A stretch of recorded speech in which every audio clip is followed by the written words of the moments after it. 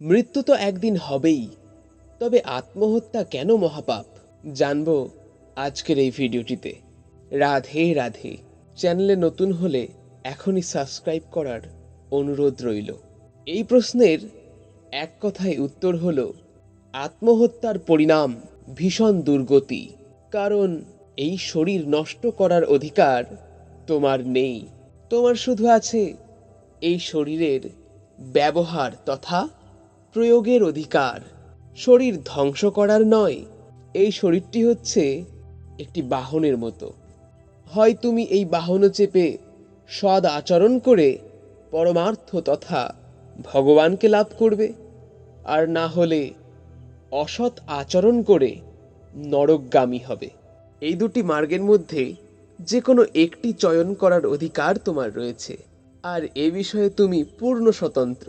কিন্তু কোনো পরিস্থিতিতে এই শরীরকে নষ্ট করার অধিকার তোমার নেই।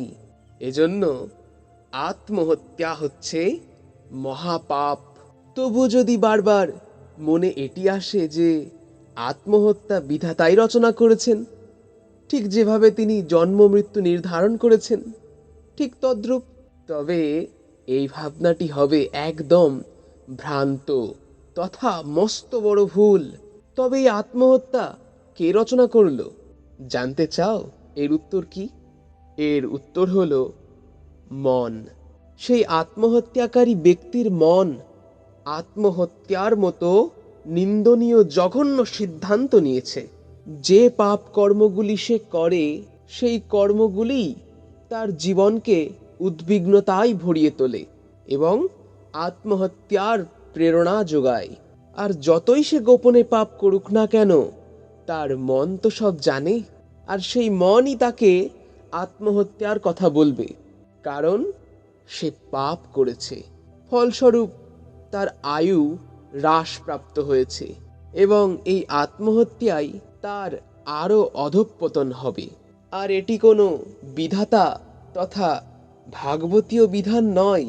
অকাল মৃত্যু, আত্মহত্যা কোনো ভাগবতীয় বিধান নয়। এটি আমাদের দ্বারা কৃত পাপ কর্ম তথা মহা অপরাধের বিশেষ ফলস্বরূপ। সেজন্য খুব সাবধান।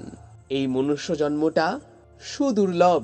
আত্মহত্যার সিদ্ধান্ত মানে নিজের দুর্গতিকে নিজেই ডেকে আনা।